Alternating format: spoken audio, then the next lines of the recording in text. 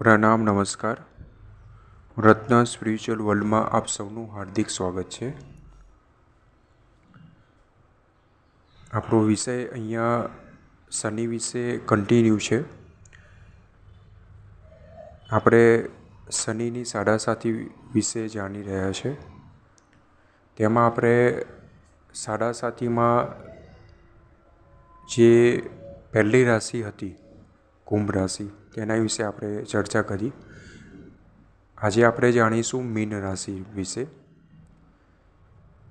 તો અહીંયા આજનો આપણો ટૉપિક રહેશે #શનિની સાડાસાતી #મીન રાશિ.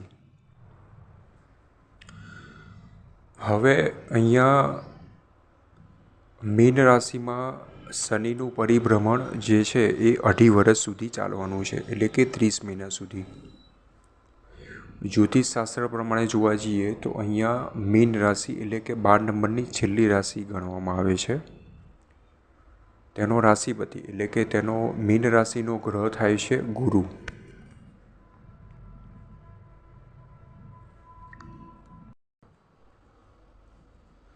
એટલે હવે જે લોકોની મીન રાશિ હશે, એટલે કે જે લોકોની ચંદ્ર રાશિ મીન હશે, તો તે ચંદ્ર રાશિ એટલે કે ચંદ્ર ગ્રહ જોડે ગોચરનો શનિ ગ્રહ 30 મહિના સુધી જે છે પરિભ્રમણ કરવાનું છે. અહીંયા જે લોકોની ચંદ્ર રાશિ મીન છે, બરાબર, તો ચંદ્ર અને શનિ જે તે લોકોની કુંડળીની અંદર અહીંયા ચંદ્ર અને શનિ દ્વારા 20 યોગ થાય છે ગોચર પ્રમાણે, બરાબર. હવે અહીંયા ચંદ્ર જે છે એ મનનો કારક છે, શનિ એ કર્મનો કારક છે, બરાબર. મીન રાશિમાં શનિનું પરિભ્રમણ ચાલે છે, એટલે અહીંયા મીન રાશિમાં સાડાસાતીના તબક્કામાં બીજું ચરણ ચાલે છે, બરાબર. જ્યારે શનિ મેષ રાશિમાં આવશે ત્યારે મીન રાશિ માટે છેલ્લું ચરણ ચાલુ થશે, બરાબર છે. મીન રાશિમાં બીજું ચરણ હાલમાં ચાલુ છે. લગભગ ટોટલ હું જોવા જઉં, ટોટલ આપણે સાડાસાતીનું જોવા જવું તો લગભગ 3 વર્ષ અહીંયા પૂરા થયા છે, બરાબર છે. હજુ બીજા 4.5 વર્ષ બાકી છે મીન રાશિ માટે. હવે અહીંયા મીન રાશિમાં શનિનું પરિભ્રમણ ચાલે છે, એટલે અહીંયા ચંદ્ર અને શનિ ભેગા થાય છે, બરાબર છે. તેનો અર્થ એ થયો કે અહીંયા જે લોકોની મીન રાશિ હશે તે લોકોને શારીરિક, માનસિક અને આર્થિક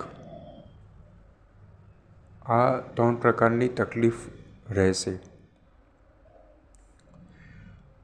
હાલમાં જોવા જવું તો લગભગ આપણે 6 મહિના જેવું થયું છે શનિનું પરિભ્રમણ થયે. તો અહીંયા હજુ હું માનું ત્યાં સુધી લગભગ હજુ 6-12 મહિના જે છે થોડો ઘણો સારો સમય છે. પછી જે છેલ્લા 1 વર્ષ બાકી હશે 2.5 વર્ષમાં, ત્યારે જે છે એ શારીરિક, માનસિક કે આર્થિક આમાંથી કોઈ પણ પ્રકારની તકલીફ જે છે એ જોવા મળશે. અહીંયા જે લોકોની મીન રાશિ છે તે લોકો માટે શક્ય હોય તો નાનું મોટું ઇન્વેસ્ટમેન્ટ જો કરવાનું કોઈ પ્લાનિંગ હોય, ઘર ખરીદવાનું કોઈ પ્લાનિંગ હોય, ગાડી ખરીદવાનું કોઈ પ્લાનિંગ હોય, બરાબર, તો શક્ય હોય તો 1 વર્ષ પછી આપણે ખરીદીએ તો વધારે સારું રહેશે, બરાબર છે. તમે ગાડી કે તમે ઘર લઈ લીધું છે તો પછી અહીંયા કોઈ પ્રશ્ન નથી, પણ જેનું પ્લાનિંગ છે કે 2-4-6 મહિનામાં કે 6-12 મહિનામાં જેનું પ્લાનિંગ કરી રહ્યા છે, તો તે લોકો માટે હું સલાહ આપીશ કે 1 વર્ષ પછી જે છે એ લોકો પ્લાનિંગ કરે, એટલે કે લગભગ 2027માં. હવે અને શક્ય હોય તો 2028માં પ્લાનિંગ કરે, એટલે કે જે બીજું ચરણ મીન રાશિમાં ચાલુ છે એ સંપૂર્ણપણે પતી જાય એના પછી પ્લાનિંગ કરે, બરાબર છે. હવે અહીંયા બીજું કે જે છોકરાઓ સ્ટુડન્ટ છે, છોકરીઓ જે સ્ટુડન્ટ છે, જે લોકો તેમની મીન રાશિ છે, બરાબર. તો મીન રાશિમાં આપણે જાણ્યું કે તેનો રાશિપતિ ગ્રહ થાય છે ગુરુ, બરાબર. તો અહીંયા જે લોકો સ્ટુડન્ટ છે, જે લોકો CBSE કે GSEB બોર્ડથી જોડાયેલા છે, ચાલુ વર્ષ કે આવનારું વર્ષ જે છે એમને 10th 12th અથવા તો જે છે આર્ટ્સ, કોમર્સ કે સાયન્સની અંદર ફાઇનલ યર છે કે થર્ડ યર છે, તે લોકો માટે હું સલાહ આપીશ કે વધારે મહેનત કરજો. શક્ય હોય તો પોતાના મનને સ્થિર રાખવાની કોશિશ કરજો, શાંત રાખવાની કોશિશ કરજો. અને અહીંયા આગળ આપણે ચર્ચા કરી ગયા કે શનિના જે સામાન્ય ઉપાય છે, બેઝિક જે ઉપાય છે, એ અહીંયા ઓછામાં ઓછા 2.5 વર્ષ કે 5 વર્ષ સુધી ચાલુ રાખજો. ઉપાયમાં આપણે જોઈ ગયા કે અહીંયા જમણા હાથમાં શનિ લખેલી વીંટી, દરરોજ હનુમાન ચાલીસા જાતે બોલવાની છે, સાંભળવાની તો ખરી જ, જો તમારે સાંભળ્યું હોય તો, પણ જાતે મોક્ષપરણ એટલે કે બોલવાની છે ગમે તે સમયે. અને દર મંગળવારે કે શનિવારે હનુમાનજી અથવા તો શનિદેવના દર્શન, બરાબર. આ કોમન રેમેડી છે જે તમારે ઓછામાં ઓછા 2.5 વર્ષથી લઈને 5 વર્ષ સુધી ચાલુ રાખવાનો છે. અહીંયા જે લોકો સ્ટુડન્ટ છે એમને પોતાનું હેલ્થ બાબતે પણ ધ્યાન રાખવાનું છે. એવું બને કે એક્ઝામના સમય દરમિયાન અથવા તો જે મહિનામાં એક્ઝામ હોય તે મહિનામાં જે છે તમારું સ્વાસ્થ્ય જે છે એ બગડી શકે છે, બરાબર છે. શરદી, ખાંસી, ઉધરસ કે તાવ જે છે આવી શકે છે. તો અહીંયા ખાવા પીવા માટે પણ ધ્યાન રાખજો, શ્વાસ બાબતે પણ જે છે અહીંયા ધ્યાન રાખવાનું છે. શક્ય હોય તો જે લોકોની મીન રાશિ છે, સ્ટુડન્ટ છે, તે લોકો આઉટ ઓફ સ્ટેશન જવાનું ટાળે. પોતાનું પ્રાઇવેટ વ્હીકલ જે છે, 4 વ્હીલર, 2 વ્હીલર ચાલશે પણ 4 વ્હીલર જે લોકોના હોય એ લોકો જો શક્ય હોય તો જે લોંગ જર્ની છે, તો લોંગ જર્ની જે છે તે લોકો ટાળે. ટ્રાન્સપોર્ટેશન માટે જે છે બાય એર અથવા તો બાય ટ્રેનનો ઉપયોગ કરી શકે છે. તેના સિવાય મીન રાશિને સ્વાસ્થ્ય બાબતે પણ જે છે ધ્યાન રાખવાનું રહેશે. હરવા ફરવા, ખાવા પીવામાં ધ્યાન રાખવાનું રહેશે. તો અહીંયા મીન રાશિ માટે બીજો તબક્કો ચાલુ છે, બીજું ચરણ ચાલુ છે. લગભગ 2027માં બીજું ચરણ પૂરું થશે. 2027 લગભગ ડિસેમ્બરમાં, એટલે કે ઓલમોસ્ટ 2028માં જે છે બીજું ચરણ અહીંયા પૂરું થશે અને ત્રીજું અને છેલ્લું ચરણ ચાલુ થશે. તેના સિવાય આપણે પાયાની વાત કરીએ કે ભાઈ મીન રાશિમાં કયો પાયો ચાલુ છે.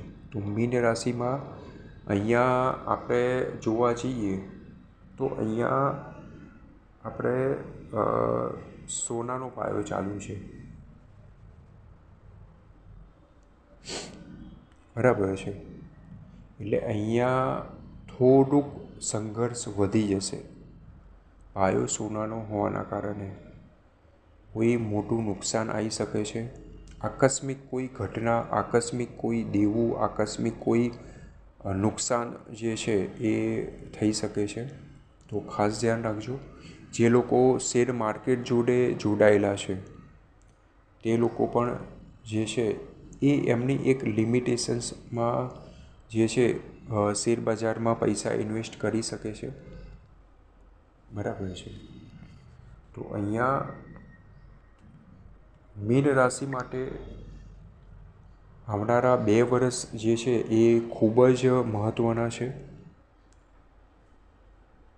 તો અહીંયા જે લોકો નોકરીથી જોડાયેલા છે તે લોકો શક્ય હોય કોઈ ઓપોર્ચ્યુનિટી હોય અને આપણને લાગે કે નહીં ભાઈ આ પ્રોપર છે, સારી છે, કોઈ તકલીફ નહીં થઈ શકે તો તેમાં આગળ વધી શકે છે.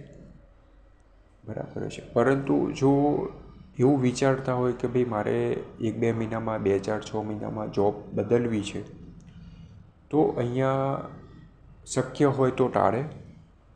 બરાબર છે. જે લોકો ધંધાથી જોડાયેલા છે, બરાબર છે, તે લોકોને પણ સંઘર્ષનો સમય રહેશે. આવનારા 2 વર્ષ જે છે ઉતાર ચઢાવ રહેશે પોતાના કામકાજમાં, ધંધામાં. બરાબર. પણ અહીંયા જે કોમન રેમેડી છે એ કોમન રેમેડી જો કરશે તો 100% તેમને પ્રોટેક્શન મળશે, ફાયદો થશે, સંરક્ષણ મળશે. બરાબર છે. અને જે પણ શારીરિક, માનસિક કે આર્થિક જે પણ નુકસાન થવાનું છે કે જે ખરાબ થવાનું છે તો એમાં તેના ટકા ઓછા હશે. બરાબર છે. તો આજનો આપણો વિષય પૂરો થાય છે. આજનો આપણો વિષય હતો #શનિની સાડાસાતી, #મીન રાશિ.